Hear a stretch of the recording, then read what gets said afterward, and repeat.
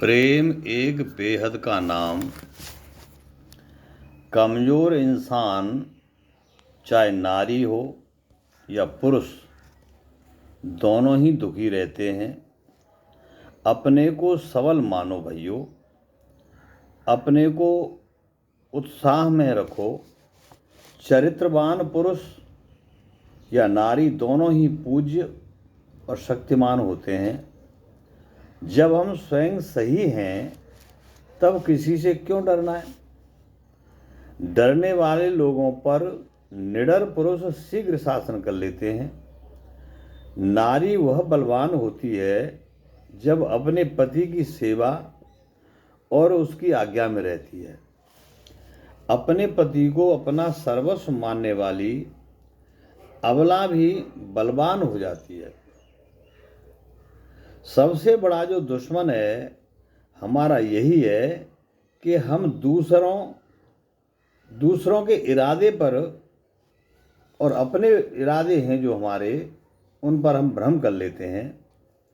अपने रिश्ते नाते जो भी बनते हैं उसमें मधुरता भरने के स्थान पर हम कड़वाहट भरते रहते हैं। धोखे वाली जो चाल का पता पड़ जाता है, हम दुनिया से छिप सकते हैं। क्या खुद से छिप सकते हैं क्या? हम लोग नफरत, आग, द्वेष तथा विरोध फैलाने में तो बहुत परिश्रम करते हैं। प्रेम तो बहुत ही बड़ी सहज चीज है, उसका ही हम विरोध करते हैं। प्रेम का मतलब हम जानते तक भी नहीं है। प्रेम तत्व एक अनूठा तत्व है जिसे पाकर के मनुष्य परमात्मा को प्रकट रूप में देख सकता है। वह प्रेम कैसा है जो ईश्वर के नाम के पीछे हजारों दुख पाने पर भी दुख पास तक नहीं आता है।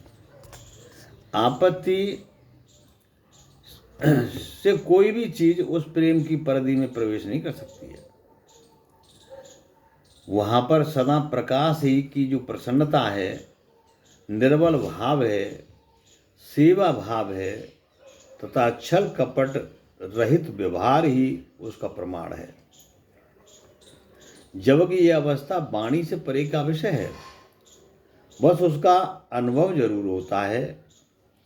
परंतु हम पर इतने पर्दे पड़े हैं, काम, क्रोध, लोभ, मोह, अहंकार, इन सभी के इतने पर्दे पड़े हैं जिससे स्वरूप दर्शन तक नहीं हो पाता है। ईश्वर का दर्शन तो बहुत ही दुर्लभ है। हमारा छिपाव ही हमारा पर्दा बन करके अटक जाता है।